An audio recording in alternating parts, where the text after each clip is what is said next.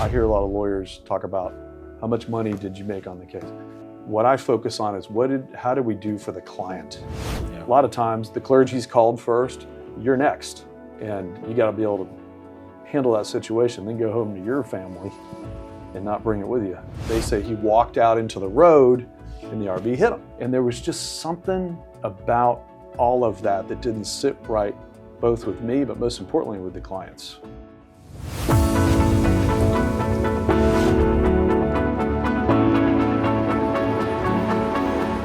Welcome to another episode of Courtside Convo. I'm Dan Dosky from Legal Graphic Works, and joining me today is Brian Denney from the firm Searcy, Denney, Scarola, Barnhart, and Shipley. They are a personal injury firm and definitely one of the premier firms both here in South Florida as well as around the state and the country. Brian, thank you for joining us. Yeah, thank you. So let's start at the beginning. Sure. What made you want to be a lawyer and how did you get into the business? Well, my grandfather on my mom's side was a lawyer. And of course, my father was a lawyer. And so I went to Stetson undergrad, where my grandfather went and met my grandmother. And then he also went to Stetson Law School, and I did the same thing. They still do have a great trial program. Right. I knew I wanted to be a trial lawyer. No way you could put me in an office pushing around papers. Wasn't going to do that. Yeah. So did very well in law school at Stetson. And decided to stay in the Tampa area. You know, Stetson's in St. Pete on the other side of the state. Right, the law school is the Yes. undergrads in DeLand, yep. Correct, yeah. So I wound up staying in Tampa for 7 years. I wanted to get out on my own. Got a great job out of law school, worked with some amazing lawyers. Got some great trial experience, which is very important for what I do. And then I decided to move home to West Palm Beach, or at least explore that with my wife, because we were going to start a family. And called up my dad and I said, listen, I'm getting ready to send my resumes out. I'll give you the right of first refusal if you're interested, if you guys need a lawyer. He said, well, you're qualified, but let me talk to Chris. So I set up an interview with them, went in, interviewed just like any normal interview, but mine was different because they made real sure to tell me, hey, just because you're Earl's son, don't expect any special treatment around here. And I said, I don't. Right. And so that's been, my dad was always hard on me in every phase of my life. Every dad, and we just had Father's Day a couple days ago. Every dad, makes it hard on their son. Right? They do, and they kind of like, it's like almost like they have a meeting. We have a meeting with our friends, and like, okay, we're gonna beat up the kid a little bit, and then we'll, Yeah, right? But there's a good reason for that. So through my whole life, didn't matter what I did. If I did a great job at something, and I would come home and tell him about it, he would always say, yeah, well, just remember, Brian, pride comes before the fall. And I always used to wonder why. It's true, though. Why is he so hard on me? Right. And then as I became successful in my career and was able to deal with adversity, which in my line of work, trial work, you're getting adversity slung at you every day. I realized what a benefit all of that, I guess he would probably say, training was for me. Yeah. He never coddled me in any way. It was always, don't ask me for anything. You got to earn it. Right. And it's a good mindset to have, and I'm instilling that on my daughters now. Yeah. You guys have been such a successful firm, but also really consistent, which is not, necessarily typical. Yeah. What's kind of the secret to that success, in your opinion? Ooh, I think the secret sauce there is, it starts at the top. Chris Searcy is a great leader, and he's the best at what he does. And everybody wants, at my firm, you come to work at Searcy Denney, you need to be at the top of your game. It's kind of like if you were in the Roman legions, and you look around, the two guys to left and right of you, they know what they're doing. And you don't want to disappoint. It's the same way at my firm. We're a trial firm. We prep every case like it's going to trial. And I found that when you do that, you tend to get better results in trial. And also, your cases have a bigger settlement value with the defense. And we also practice law the right way. We don't cut corners ethically. That's very important. That's one thing my father Earl taught me, never do anything to jeopardize your ticket, and putting the client first. Those are simple things, but when They're not necessarily easy to do, though. No. There's places to take those shortcuts. Yes, Yeah. people talk about. I hear a lot of lawyers talk about how much money did you make on the case. I mean this when I say it. My team knows this. What I focus on is how did we do for the client? If you focus on what your job is to help your client, the success will follow. If you worry about being personally successful first, you're not going to be successful. So that's been my credo that's been ingrained in me since really I was a kid with my dad talking about how to live your life. Right. So what are some of those cases that, were most successful in your mind that stand out? Yeah, there's a lot of them that come to mind, but one of them in particular that has extra special meaning for me. One of my very best friends growing up called me about a case where his brother-in-law was killed. He was hit by an RV in Volusia County. And I talked to the parents. They were these salt of the earth, nice people. And I got the police report or the homicide investigator report. Right. And every word of the report blamed this young man for they say he walked out into the road and the RV hit him. And there was just something about all of that didn't sit right, both with me, but most importantly with the clients. Yeah. And one of the old things that they tell you to do at my firm is to listen to your client. They'll tell you how to win your case. So we started digging and digging and digging. And a lot of firms probably would have turned that case down or settled it. Yeah, once they read the report, it's your fault. We can't help you, right? I can't help you. Well, we got the body cam video. We read the witness statements. And when you would read the witness statements, it would seem like this witness said that this person, my deceased client, walked in the road and got killed. Well, but when you really read it, you go, well, that could be construed another way too. So we started investigating and rolling up our sleeves and doing the hard work. It's in this case, it's fun, but a lot of times it's not fun. It's not glamorous. It's not sexy. Right. And we were able to show that we hired a great expert. We were able to show that our client was walking. They tried to argue our client was walking the wrong way, down the road and walked in the road. We were able to show he was walking the legally correct way, which is against traffic, so you can see the cars coming at you on the shoulder. And we were able to show that the mirror from this RV literally hit him right in the face, and the bar bruised his chest. We had an excellent expert that laid all this out, and I wound up trying the case in Volusia County, which in our world is an extremely conservative venue. Yeah, right, for plaintiffs. For Florida, And all I heard from the defense the whole time, you'll never get a big verdict, you'll never win this case. And I said, well, there's a first time for everything. So we tried the case, and I asked for $8 million and got 10.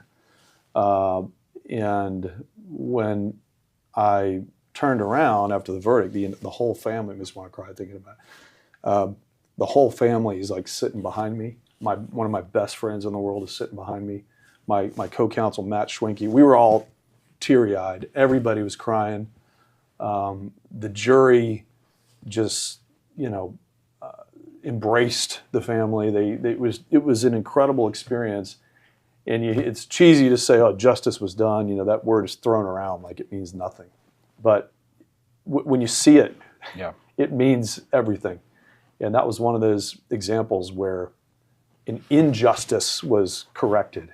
Yeah. And this family had the peace knowing that their son did not, essentially kill himself like the defense was trying to suggest. And they got their justice. Yeah. So that took the cake for me. That was just an amazing experience for me. Yeah.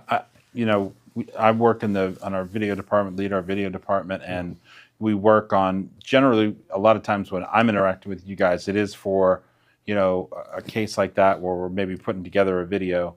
And it is shocking to me how many times the story starts with, but then we did some investigating and discovered this. Yeah. Why is that so important to make sure that your firm, has not only the will to do it, but the resources to follow through and make sure that, not just look at the surface. It's very important. And when you, like we touched on earlier, when you put the client first and serving the client first, we're able to do that because we have the resources to do that work, to hire the right experts. Because in our world, not everything is as it seems. Most of the police officers and people you encounter there do an excellent job. They're outstanding. Sometimes they don't. They're human beings just like you and me. Right. So I've learned over the years to trust my gut, and others at the firm have done that too. And that's why sometimes you can't just turn a case down right away. There's some instances where you have to, of course. But if it smells off, if something's off, it's worth looking into.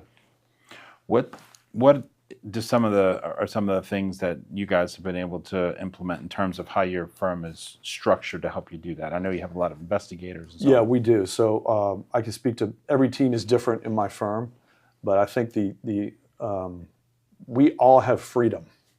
Okay, so my team has the freedom to handle a case the way I think it should be handled. No one's looking over my shoulder going, why are you doing this in this case? I don't have a bean counter coming behind me saying, like, for example, that case I told you, but yeah, this kid died, but this report is terrible. Why are you looking into this? You shouldn't be doing that. I'm yanking this file. That doesn't happen. You have the freedom and the autonomy to do that. I have on my team, I have a paralegal investigator who's outstanding. I have 2 excellent bilingual legal assistants who are sort of like paralegal hybrids. They do an outstanding job. And we have the resources. We can front the costs in the case so the client doesn't have to do that. And that's the one benefit of having a big firm is you pool your resources together, and a rising tide floats all boats. Yeah. That's how we do it. So if an attorney's out there watching this going, man, I'd like to work for them. Yeah. What do they do? And, what makes a Searcy Denney attorney? I know you touched on it a little bit before. Yeah. I think putting the client first, knowing what you don't know, that's really important, especially for young lawyers. Knowing what you don't know is very important because a lot of people setting that ego aside. You have to set your ego aside. I ask questions every day. I mean, the second you think you know everything is the very moment that you know nothing. That's right. Right. So I would start there. Obviously, to work at our firm, you have to have some talent. You've got to have some charisma. You got to know how to present a case to a jury. And really, you got to have. It's not for everybody. So it does require a lot of mental fortitude to be able to deal with what we deal with. When we got people coming in every day in wrongful death cases, a lot of times the clergy's called first, you're next, right? So you're walking into a room where everybody's crying, people's lives have been completely destroyed, and they're looking at you going, what do I do? And you got to be able to handle that situation, then go home to your family and not bring it with you. That takes some practice. Yeah. What are some of those misconceptions, public misconceptions about plaintiff lawyer, trial lawyer, that you could dispel? Wow. Well, there's a lot of them. If you drive down the interstate, you see a lot of billboards and things. Yeah. But it's a competitive business. It is. But I did defense work for a while. I wasn't always a plaintiff's lawyer. Okay. So when I first started out, I thought, oh, this must be easy. My gosh, you get a contingency fee, you get paid more, and I will say sometimes. Right. You get paid more. Gosh, this can't be that hard. You don't have an insurance adjuster breathing down your neck. You don't have to bill hours. This is easy. Wrong. What a lot of people don't understand is that we front the costs in the case. We don't send our clients bills. Right. We pay them ourselves. And if we don't win the case, nobody's paying us back. Right. And so I think that's the one thing that when I have a lot of friends that aren't lawyers, not everybody understands that. It's a weird business model. It's like, wait a minute, you're fronting all this yourself. What happens if you lose? I said, well, we eat the costs. Yeah, money's out the door. Yeah, like in a medical malpractice case, you can spend $200,000, $250,000. That's real money. And sorry for you if you lose. Right. I mean, Right. That's probably the biggest misconception. How have things changed in Florida, over the years? And people probably don't also understand that politics have a huge impact on, what you're able to do. I remember when those medical cases were capped, and then, focus shifted. Like certain cases, weren't a case anymore. Right. So how does politics influence it, and then how have things changed since you've been an attorney? Yeah, it's the It's a pendulum. tough Is, question. it is but I guess it's always changing. It seems like every year, when the Florida legislature convenes, everybody's wondering, okay, are we the target again? Going back to misconceptions, a lot of people think, I should say, that plaintiff lawyers, people like me, are the problem. Maybe we don't do ourselves any favors sometimes with how some of us advertise, but we're an easy scapegoat. We really are. So I've seen the practice change a lot. Medical malpractice cases used to be capped. Then there was some case law that came out that says, nope, not anymore. So I've seen that shift both ways. I remember when that rule passed. I don't remember what it's called now, but it's long gone, thank God. Right. But I was a defense lawyer. And I remember one of my colleagues at the time said, oh, couldn't have happened to a nicer group of guys. Meaning, we don't, sometimes we don't do ourselves any favors. Just you got to be honest, look in the mirror about that. But it's changed a lot. They passed some tort reform, as they like to call it, a few years ago that changed some things. So now if your client's more than 51% responsible for causing whatever incident or accident they were involved in, they don't get anything. Yeah. They're not entitled to get a dime. So whereas before it was based on a pure percentage. Right. So that was kind of a big change. Yeah. But look, I in my personal career, in my life, I try not to dwell too much on that. If you bring in, get the right case and vet it properly, hopefully you won't run into those issues. Yeah. Sometimes you do. Right. But I try not to work myself up into a frenzy every year. I'll drive myself crazy over all that.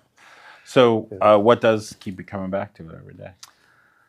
Oh, man. I love it. And people, I know that other lawyers I talk to sometimes go, what, you enjoy this? Yes, I do. I enjoy the learning new things every day. I enjoy a challenge every day when I come into the office. I get to think creatively and solve problems. I have the kind of career where it's a battle. It is, because it's a battle of the mind. It's like mental jujitsu. So when I go into a deposition, I have a strategy. And sometimes the Mike Tyson rule, you have a plan, you get punched in the face, there goes your plan. You got to react on the fly. It's exciting. And behind you, you're serving as a champion for your client. And it's hard to describe. I get goosebumps just talking about it. I truly love it. Yeah. I really do. And when I go on vacations, I'm not saying I don't like to go on vacation, because everybody does, but or if I'm homesick or something for a couple days for whatever reason, I miss it. And people are like, you miss this? I say, yes, I do. Because it's such a exciting career, would be a good word. Now, with excitement comes stress. Yeah, yeah. And you got to learn to deal with that. And I've learned how to do that over the years. But I really do love it. It's great. And you get to help people. So if somebody wants to contact you, the firm, how do they do that? Yeah, well, they can contact me at brd@cerseilaw.com. I've got a web link on our website, www.cerseilaw.com. Right. And our number is 561-686-6300. They can ask for me or my very excellent paralegal investigator, Nick DeBellis, and we're happy to talk to All him. right. Well, thank you so much for spending some time with Yeah, us. my Really pleasure. appreciated the conversation. Yeah, my pleasure. Thank you. Yep, thank you. If you'd like to appear on Courtside Convo, send us an email or visit us at legalgraphicworks.com. Look for new episodes every Thursday on the Legal Graphic Works YouTube channel, and don't forget to like and subscribe so you never miss a show. Thanks for watching.